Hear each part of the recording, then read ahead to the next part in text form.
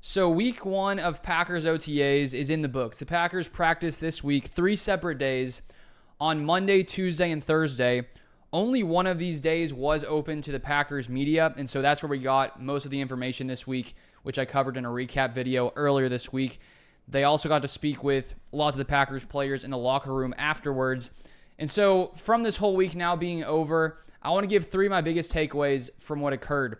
And so the first thing, which I think we all saw coming, but we really saw it on the field or in the practice from the reporters, the offensive line is fluctuating. We do not know who is going to be the starting 5. We all knew this would happen because of the different pieces brought in, the loss of a guy like John Runyon Jr., David Bakhtiari, Yosh Nijman, and in practice on Tuesday, we saw some of that fluctuation. The Packers starting to see, okay, who are the best 5 offensive linemen, who's going to fit where. The first offensive line that we saw was Rasheed Walker at left tackle, Elton Jenkins at left guard, Josh Myers at center, Sean Ryan at right guard, and then Andre Dillard at right tackle. Dillard was brought in this offseason from the Tennessee Titans, former first-round pick. And after that, the reason Dillard was at right tackle was because Zach Tom, as we've heard, has a pec injury. Both him and tight end Tucker Kraft have pec injuries, which is not great. And they are expected to be back sometime around training camp, hopefully by training camp. If not by training camp, hopefully early in training camp. So that's why Dillard was taking Zach Tom's place right there. You may say, okay, why wasn't a guy like Jordan Morgan, first rounder, drafted in round 1 in the past couple months, why wasn't he playing right tackle if the Packers used a first-round draft pick on him? I think the only reason is because Dillard is a veteran. He spent 4 years in the NFL. Jordan Morgan is a new player. He was a left tackle. The Packers do believe he can play tackle and guard. And when it comes to the season, Jordan Morgan is going to be ahead of Andre Dillard.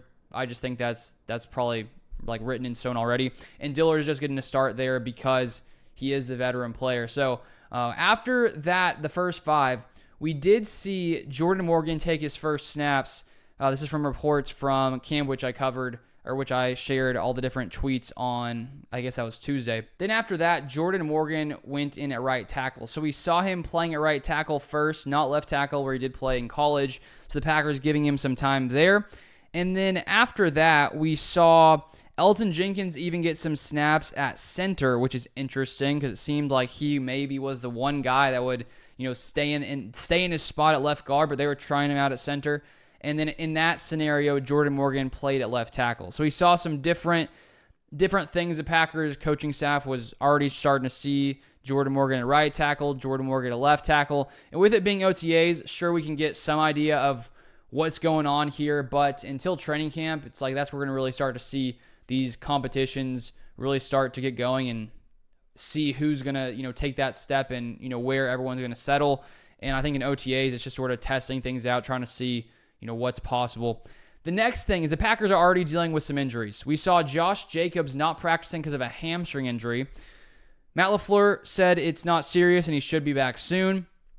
And while I'm not incredibly worried because it did not sound like LaFleur was worried and Jacobs was sprinting on the sideline, so it's not like he was immobile. He was sprinting on the sideline.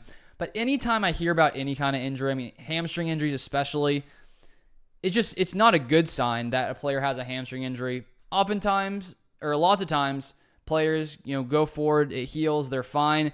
But we've witnessed guys like Christian Watson have a hamstring injury, and then it flares up once again. So those things are just tough and tricky, so not great to hear. And then, as I already mentioned, Tucker Kraft and Zach Tom dealing with pectoral injuries. And as I said, hopefully they'll be back, or they believe they'll be back sometime around training camp. So it doesn't sound like it's something that should lead into the season.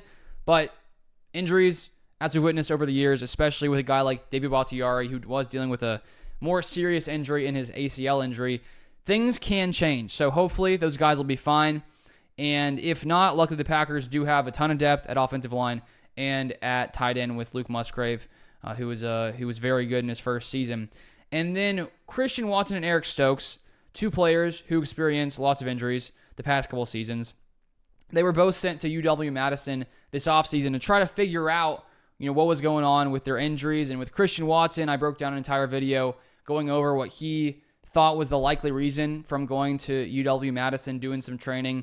And it was basically that his legs are like asymmetrical in their strength. Like they're not, I think I'm forgetting which leg at this moment, but one of his legs was like 20% stronger than his other leg. And so he's trying to minimize that difference and get them as close to balance as possible. I think he's already down a good amount. He's trying to get to around 6%. And so the Packers and Watson seem to think that may be the cause, but of course you don't know until he really starts playing, and hopefully that will solve his consistent hamstring injury problem. And I think that because of Watson's injuries, it's like even though all of us know that he's a very talented receiver, we know what he can do when he does reach that peak performance level. I do think we're slightly underestimating what could happen if he doesn't deal with injuries. He has a chance to be the best Packers receiver on this team. He honestly does. And then third, we have been wondering what's going on with the Jordan Love contract talks, and Jordan Love did speak with media this week. Of course, the reporters came in with lots of those contract questions, and he wouldn't really answer them. He was sort of saying, we'll see. When they asked, would you hold out into the season, that kind of thing, he said, we'll see. Not really sure. I'm not worried whatsoever about this. I have no worries about Jordan Love and him not playing this season. I believe that a contract will get done before the season. I think it's just business.